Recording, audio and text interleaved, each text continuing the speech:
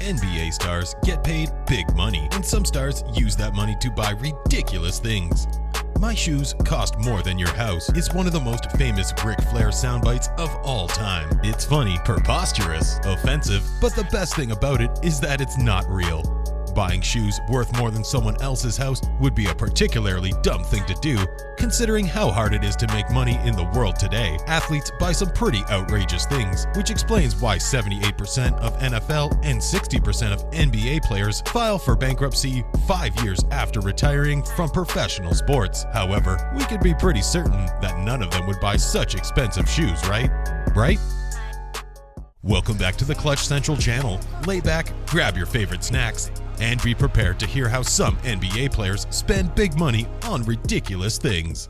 Well, as you will see on this list, some of them spend money on stuff that is even more ridiculous. At least Ric Flair looked pretty good in his expensive shoes, but some of the things on this list are pretty ugly and rather disposable. Athletes buy stupid things, not because they didn't have anything coming from poor backgrounds and want to spoil themselves after all the years they didn't have money. Instead, they buy ridiculous things simply because they can. I mean, we all buy stuff we don't really need. Do you really need those $495 Lonzo Ball sneakers, or that single malt that you can't drink due to its strong taste? The 12 NBA stars that happened to be rich enough to buy stuff that was more dumb and needless than anything we could ever dream of. These are the 12 dumbest things NBA stars bought after signing a huge contract. Jarrod Jack, over 1,500 pairs of sneakers. Jarrod Jack was never what you could call an NBA star. He was a legitimate starter during one season, even though he's been in the league for 13 years now. He's making up for it during his 14th season, now a member of the surprisingly good New York Knicks. He never signed large contracts, at least by NBA standards, but he apparently earned enough to buy 1,500 pairs of sneakers. Some of them are really rare, and most of them he's never even worn. Why is this purchase dumb? Apart from the fact that he's never going to wear some of these shoes, it may be treated as an investment. It would be validated if Jack were making superstar money, but he should be smarter about spending it though. He's nearing retirement, and you could bet that once that NBA money is gone, some of these shoes will be as well.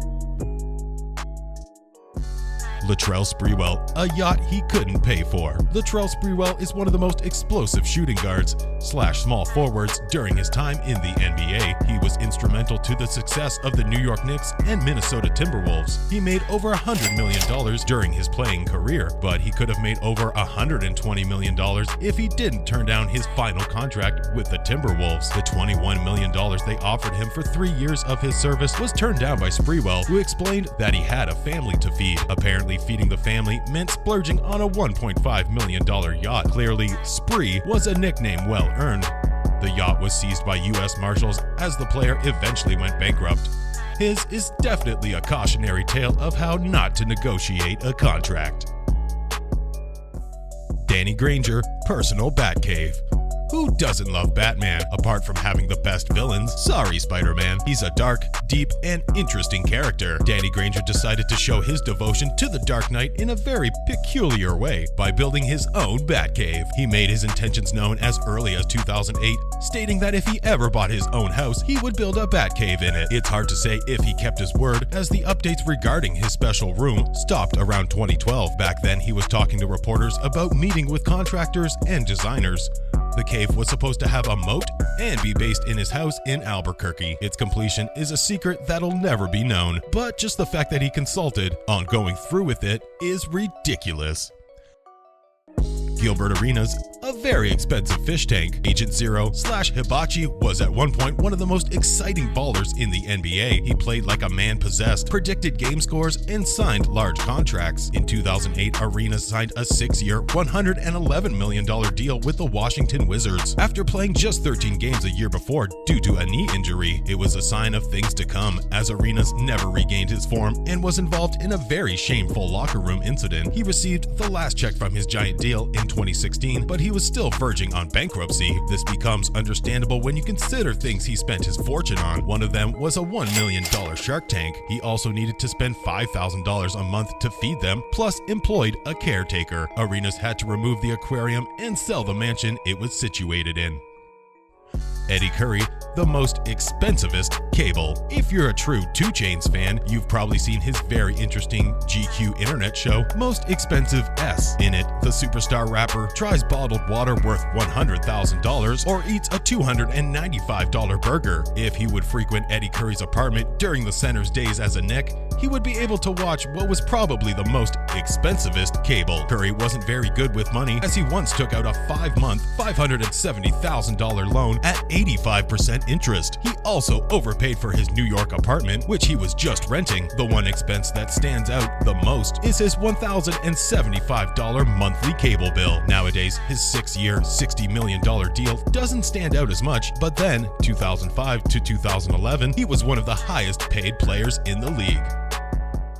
Dennis Rodman, an enormous record collection. Dennis Rodman was a very controversial athlete, and he remains a polarizing person to this day. He was as much capable of kicking a cameraman during a game as he was of being nice and generous to random fans. The fact that he considers Kim Jong-un to be a regular person paints him as either extremely empathetic or extremely stupid. The fact that he's gone bankrupt despite earning $50 million on team contracts alone makes him definitely the latter when it comes to handling money. Part of it was lost on the purchase of his $8 million mansion. Apparently, 2/3 of the mansion was filled with Rodman's enormous record collection. The man said that he would rather lose his kidneys than his albums, which shows he really loves his music. This was before MP3 files and streaming, so we can understand his large collection. Before we continue talking about these ridiculous purchases, we would like to remind you to subscribe to our channel if you haven't already, and to turn on notifications so that you don't miss out on any of the upcoming videos. Share your thoughts in the comments section, and don't forget that by subscribing, you are helping our channel grow, and you are becoming a part of the always growing family. J.R. Smith, private jeweler. J.R. Smith is a goofball, but one of the easy-to-love kind. Even President Obama joked about his shirtless celebration of his first NBA championship. J.R. is also a respectful shooting guard, a streaky scorer who, when he's on, can lift the team with his three-point shooting. When he's not riding on his own motorized scooter or inviting fans to take a bike ride with him, J.R. Smith also likes to splash cash. Back with the Knicks, he was reported to own a jewelry company close to $50,000. It was only because the issue went public that the world learned about his ugly black Jesus piece. Jesus's face was surprisingly similar to that of JR himself. It was also worth 25 grand. Joe Johnson, a room for his sneakers. Joe Johnson one-ups Jarrod Jack in the sneakerhead department. He signed a 6-year, $119 million contract after making the All-NBA third team, which is a sign of the Hawks' desperation to keep talented players more than a sign of his talent. He obviously never lived up to that huge deal, which doesn't mean he wasn't a good NBA player. Apart from having a collection comparable to Jack's, Johnson really splurged on his sneaker closet. Only JJ can enter, as it has a fingerprint security system. The room is set to keep special temperature, good for preservation of the shoe's materials. It also has a bed if Johnson wants to take a nap there, which he sometimes does. Al Jefferson, a giant bed. Al Jefferson is a big dude at 6 feet 10 inches. It seems obvious why he's playing center in the NBA. For a period of time, he was one of the best centers in the league, and he was well compensated for his exceptional play. Last season was actually his first since 2005-06, in which he scored under 12 points and grabbed under 6 rebounds per game. In order to rest his big frame, Al Jefferson ordered a custom-made big bed. What's dumb about this purchase? Well, first of all, the bed cost him $23,000. Why was it so expensive? Because it's 10 by 12 feet. Is he organizing sleepovers for the whole team? Marquis Daniels, personalized jewelry. Who wouldn't want to see themselves decorated in diamonds? I mean, literally being made of diamonds. Nobody? Well, Marquis Daniels is not nobody. He was a great player to root for when he arrived into the league, undrafted and unwanted, but managed to establish himself as one of the best bench players for years. He wasn't particularly a big earner, but made enough to afford a 3D diamond-studded likeness of his head, which was hanging on a chain from his actual one.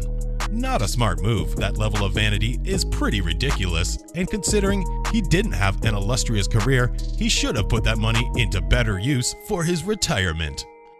Scottie Pippen, a private jet. Scottie Pippen is one of the stingiest athletes ever. Because of his fear of financial insecurity, Pippen signed a long-term contract with the Bulls and was for a long time one of the most underpaid players in the league. Once he got the chance, Pippen decided to earn as much as possible on the Rockets and later on the Blazers. When he eventually got his money, Pippen decided to spend some of it in the most ridiculous ways. The most significant was splurging on a $3.4 million jet. He didn't take into account the cost of running the aircraft, let alone maintaining it and storing it. In consequence, his very own aircraft never left the ground. Talk about a ridiculous purchase. Robert Swift.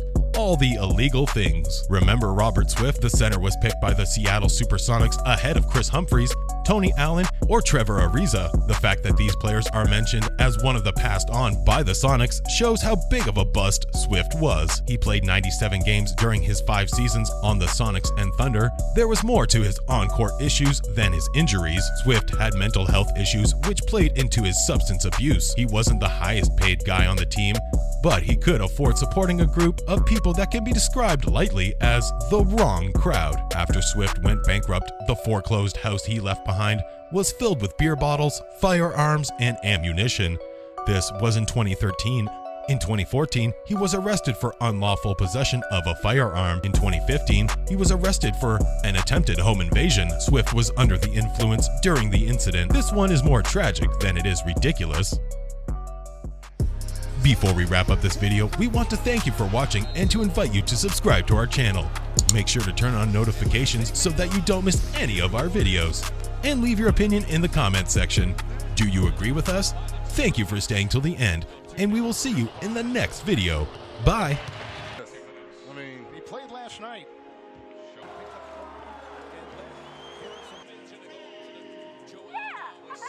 Beautifully thrown. You lead him, you don't